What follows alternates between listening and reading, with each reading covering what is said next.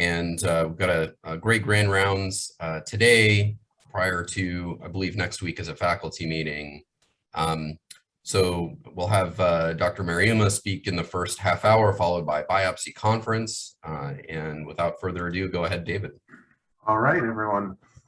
So I'm going to talk about, as you can see, the battle of loop diuretics, specifically looking a little bit more into definitive evidence of torsemide versus other diuretics in congestive heart failure.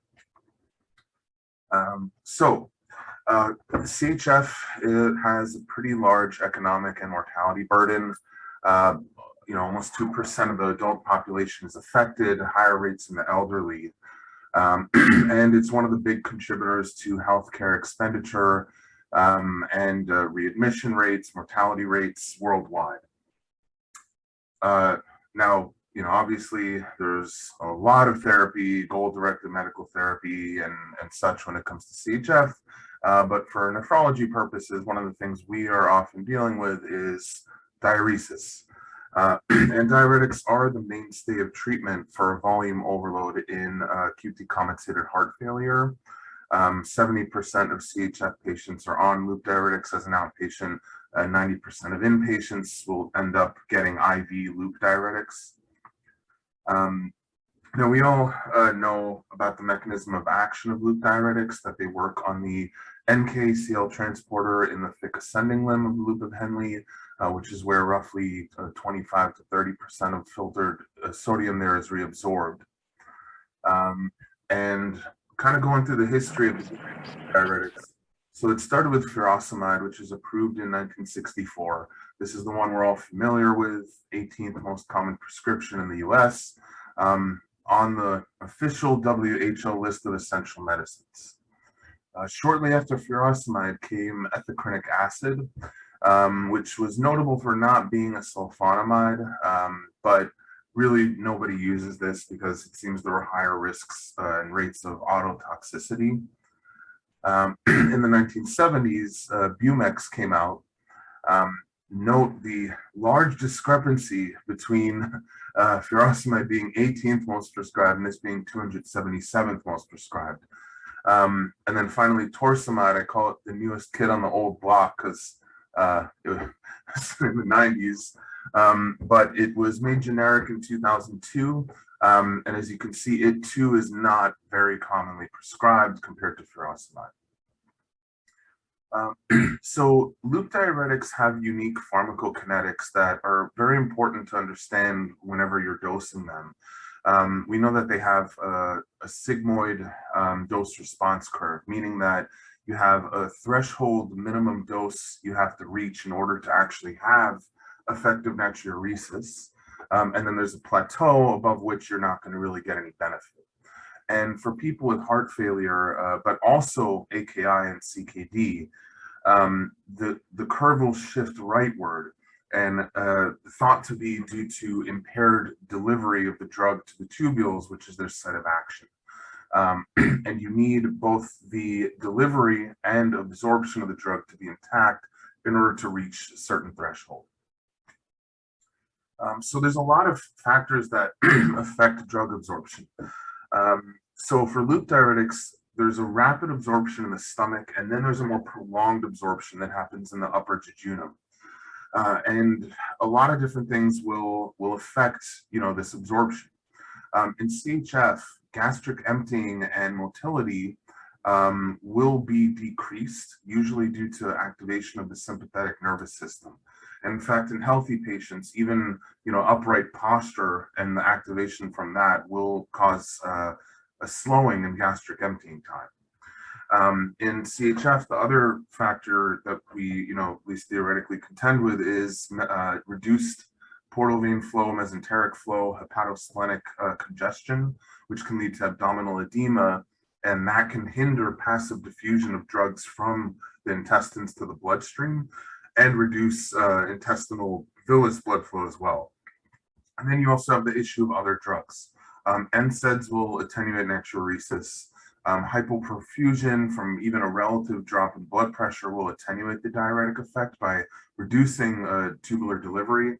And so, for example, like an ACE inhibitor there's always the question of, is it helping or hurting diuresis? And it enhances natriuresis through a blockade of the RAS system, but you have to kind of balance that against large drops in blood pressure or GFR. Now we have the most experience with furosemide, and I'm going to spend a little bit of time on this slide because I think it's pretty important.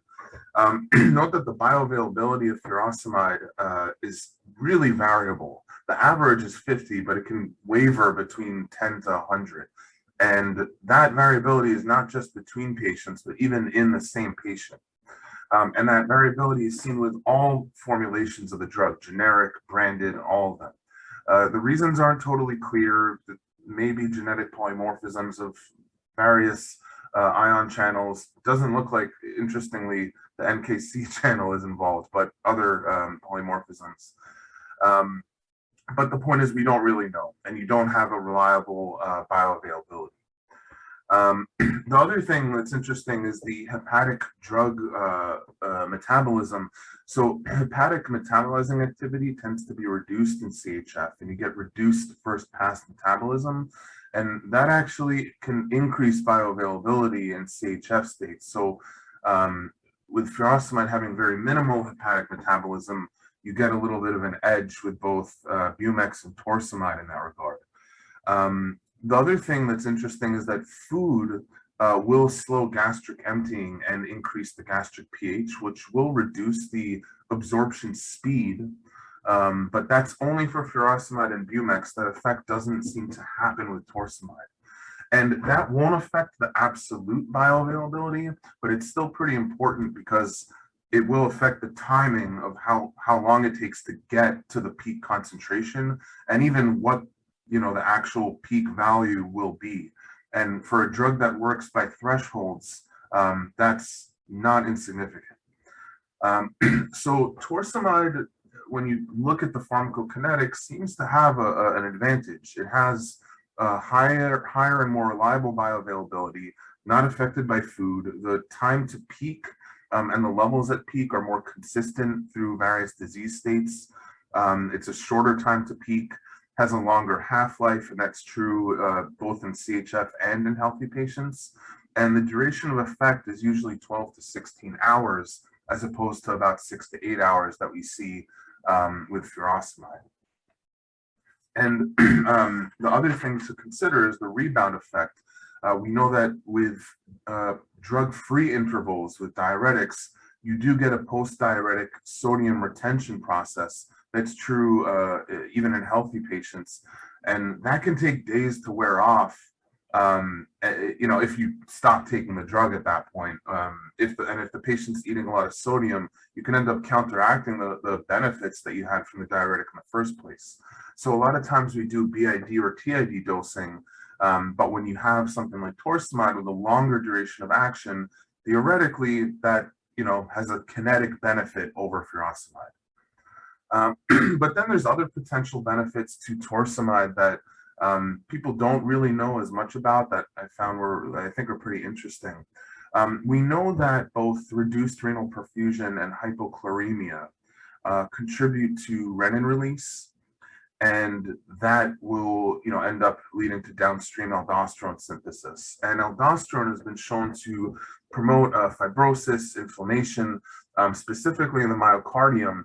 It leads to the activation of certain pro-collagen proteinases that will go to pro-collagens and end up creating an active collagen form, collagen type 1 and type 3. Those will get deposited in the myocardium and contribute to myocardial fibrosis, LV remodeling. And part of the reason we give RAS inhibitors and mineralocorticoid receptor antagonists in CHF is to help block this process to some degree. And loop diuretics are, by inhibiting NKC, will reduce uptake of tubular chloride and potentially worsen this process further. So interestingly though, torsamide seems to interact a little bit differently than the other drugs. So PICP and PIIINP. So these are pro-collagen peptides that can be quantified and can serve as a marker of how much activation and cleavage of the pro-collagens you get. And it's been shown that as aldosterone levels increase, there's more pro-collagen protease activation, and you get more of these activated collagens. Then the activated collagens on biopsy can be stained, and you can calculate what's called a collagen volume fraction and a CVF. And that has been shown to serve as a prognostic indicator in hypertrophic cardiomyopathy. So in rat models, torsemide seems to actually bind to aldosterone receptors and possibly have a RAS inhibition effect. It's been shown to reduce downstream angiotensin-mediated protein synthesis, and some preclinical trials with rats showed that there might even be greater survival with torsemide versus furosemide and reduction in the end diastolic pressure. So, translating these preclinical studies into humans, there were some small studies done. So in Japan in 2006, they took 40 patients with an EF less than 45%. They randomized them with 6-month follow-up for furosemide versus torsemide. And what they found was that BNP levels were significantly decreased in the torsemide group, and so was left ventricular end diastolic volume.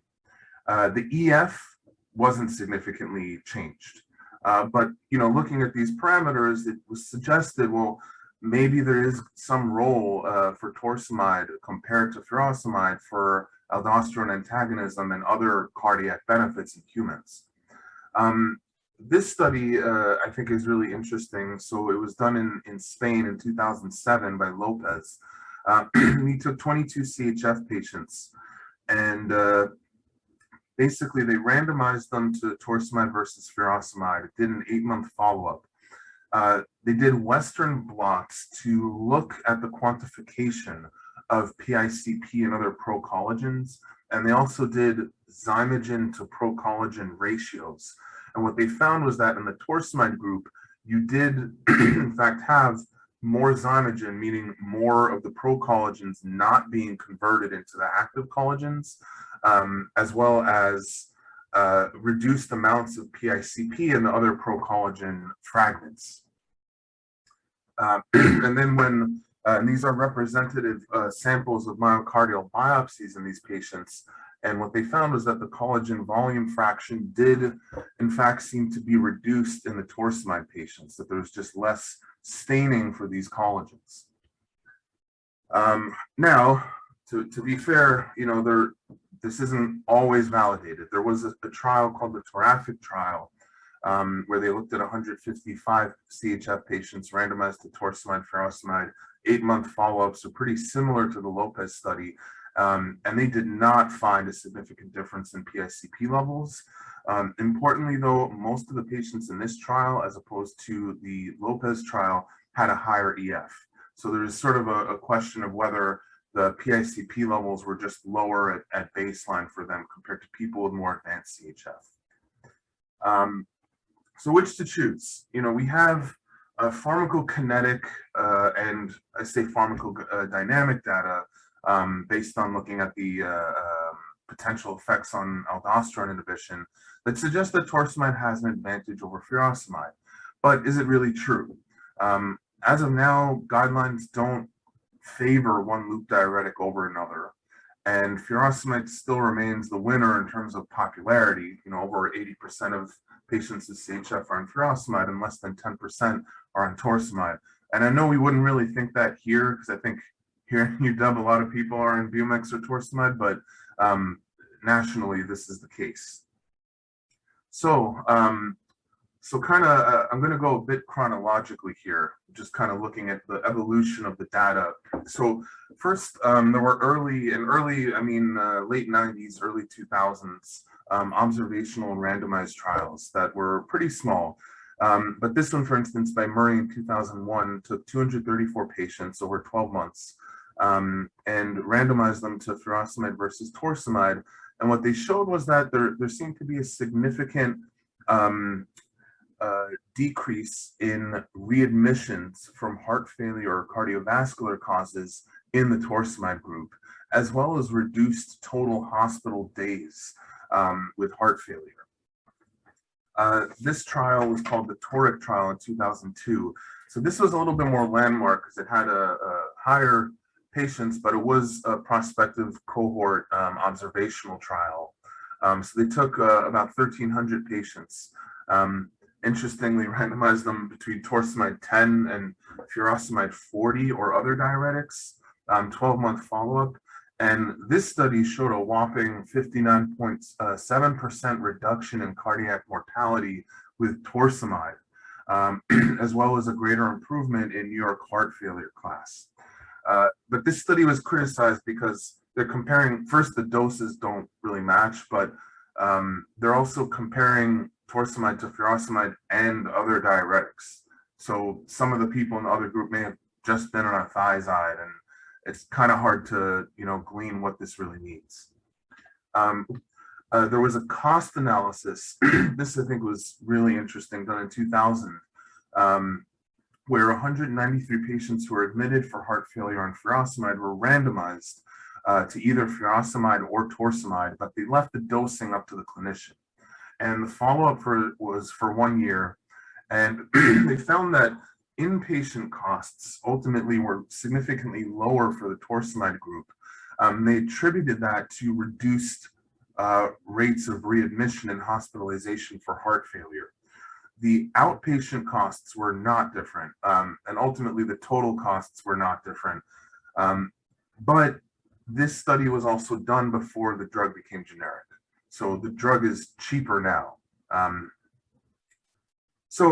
After this, there were some pretty large-scale post-hoc analyses that were done in the late 2000s. Specifically, what they did was they looked at observational trials that had many patients, like up to 7,000. Trials that were done for looking at drugs that we know now we don't really use. Like, for example, the SEND-HF trial was looking at nasiritide versus placebo over 180 days. And when you do post hoc analyses, you do tend to find some interesting things. So in this case, Mentz in 2016 did a post hoc analysis for people where it was reported what type of diuretic they were on. That included about 4,200 patients. And there was a non-significant trend towards lower events with torsemide. And what they were arguing was that even though it was non-significant, the torsemide group tended at baseline to have a lower EF and higher creatinine. The effect, what they thought may have been happening is that torsemide was sort of considered an option for people who quote unquote failed furosemide. And they felt that affected things. And ultimately they did do adjustments, but didn't really find significance in the findings. But interestingly, there was that trend towards lower mortality, lower heart failure hospitalization, but still not significant. So we have these,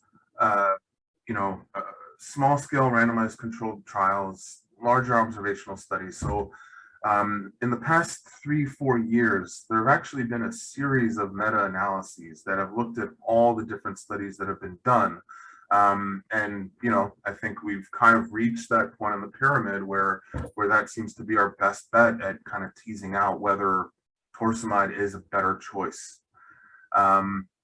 So I want to make clear, in the interest of time, I'm not going to go into extreme depth over all of them, just kind of the salient points. I did upload an earlier draft of the slides with a lot more details, so if you're interested, you could look at that. But so starting in 2018, this was a meta-analysis that looked at 3 randomized controlled trials, a total of 664 patients. And what was found is that the odds ratio of heart failure readmissions was 0.33 for the torsemide group compared to the furosemide group. And the number needed to treat was 4.7 for torsemide versus 6 for furosemide.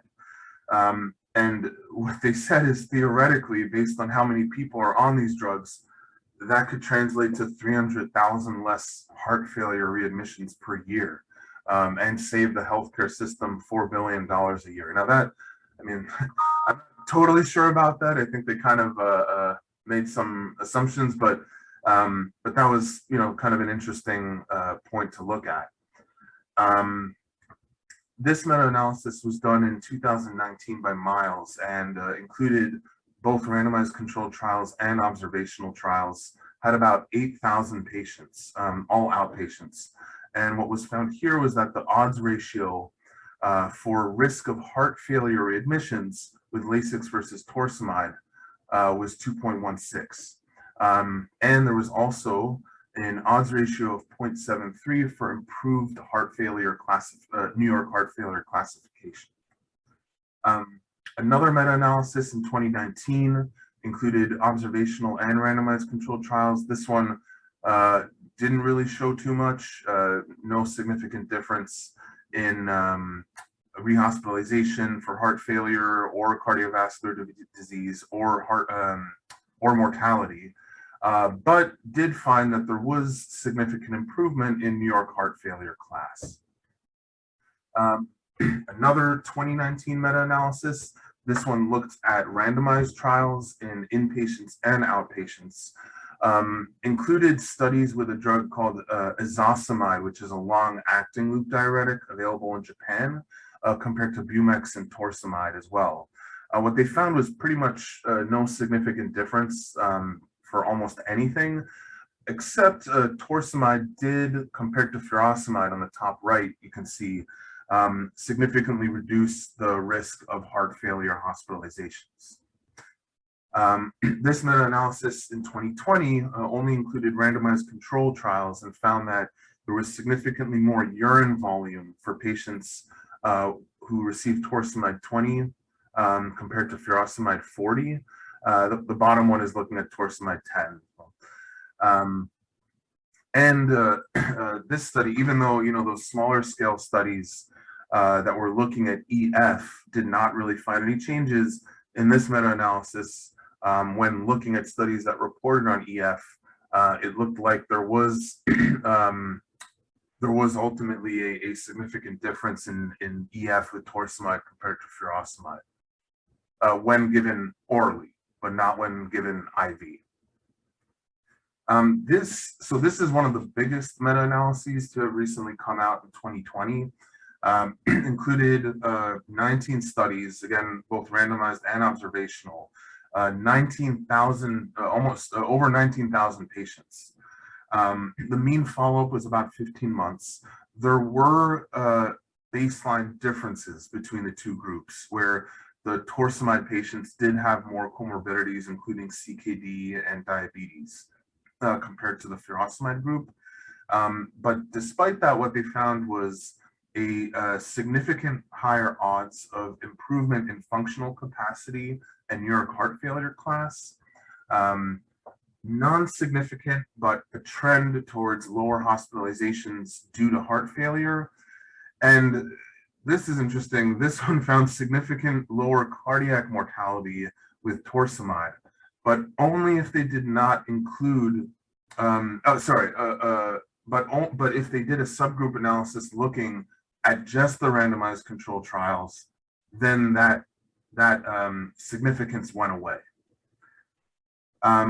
So, I want to talk about the kind of issues, because, so how do you have 6 meta-analyses that are all showing wildly different things for the same question? So I think that there's a few important things. First of all, a lot of the studies didn't really compare equivalent potency doses, because a lot of them were done in the 90s or early 2000s. They were comparing Torsamide 10 to furosemide 40. As we saw, sometimes they were including other diuretics in the furosemide group, so that can definitely mess with the results somewhat. Almost all these patients were already on diuretics before the study period, and the studies were almost exclusively non-blinded. So those things would definitely affect the results. Significant heterogeneity in these studies in terms of follow-up, comorbidities, Whether they looked at inpatients or outpatients or both, or IV versus PO. So, depending on which studies you looked at, that would really change what results you get. A lot of the early studies didn't have patients on goal-directed medical therapy like ACE inhibitors or beta blockers. And ultimately, the randomized trials were underpowered to detect differences in mortality.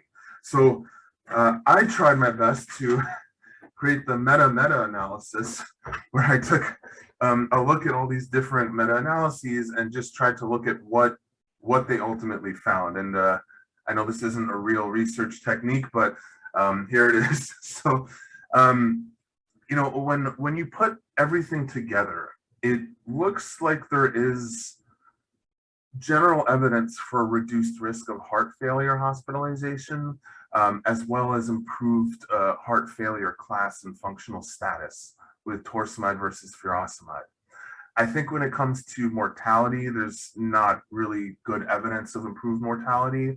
When it comes to other causes of hospitalization, like non-heart failure related cardiovascular disease, I think the evidence favoring torsemide is pretty weak.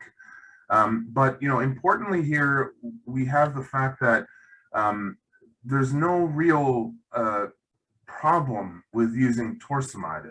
Any study that looked at adverse events either found no difference or found that there were more issues with other drugs. For example, more hypernatremia with bumetanide or more hypokalemia with furosemide compared to torsemide.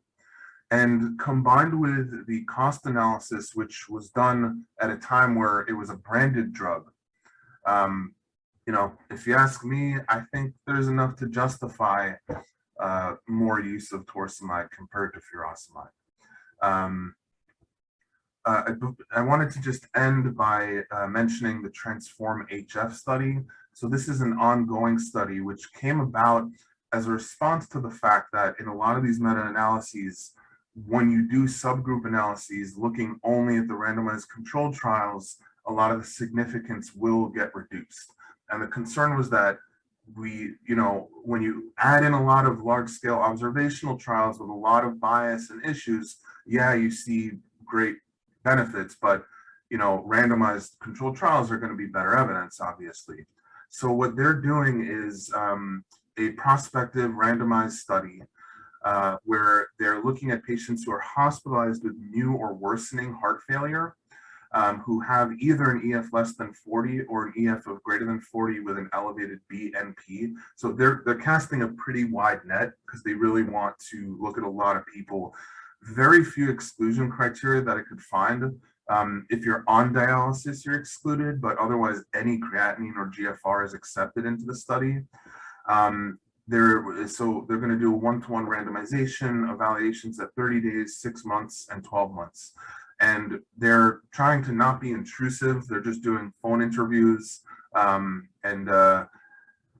Those, we'll see. They're hoping for 6,000 enrollees, and it'll be really interesting to see what this shows. They're going to be looking at a lot of the endpoints we've seen earlier: all-cause mortality, hospitalization rates, patient-reported quality of life outcomes as well. And that's it. So, yeah, any questions? Thanks so much, David. There's a question from Amal in the chat. In the torsemide versus furosemide trials, was the dosing for furosemide daily or BID? Daily. In almost every study I could find, it was daily. Yeah, and same with the furosemide, which definitely is can be problematic, particularly when you take into account the rebound effects. When they weren't that way, the dosing was left up to the clinician, just because these are drugs that get, the doses change so frequently. So yeah, that kind of definitely part of why I think there's so much heterogeneity. Hey, David, Go ahead, Paul. I have a question for you. Torsemide, by causing volume depletion, would increase RAS activation, but torsemide would also block the sodium potassium 2-chloride cotransported macula densa. So in the studies that you've reviewed, what's the net direction of renin? that if you've So, found? so when they actually were looking at renin and aldosterone levels, they were raised with torsemide, but it was very hard to distinguish whether that was because of RAS activation through the macula densa, or whether it was sort of a feedback response to aldosterone receptor inhibition. I don't think they really settled that too well. One of the meta-analyses that showed higher rates of hypokalemia with furosemide than torsemide theorized that that could be because you're having this, even if it's weak aldosterone blockage effect. But I don't think we have a really good quantified sense of, what the net effect is. But if we go based on the smaller studies from Lopez that looked at myocardial fibrosis, the idea would be at least that it's having an effect on procollagen activation from aldosterone. So even if it's not clear what it does with the kidney or electrolytes, that presumably compared to furosemide, it would help with myocardial fibrosis and LV remodeling. Okay. Thank you, David. Steve, I'm sorry, we're gonna have to move on to the biopsy conference, but I did see that you had a question. I apologize for that.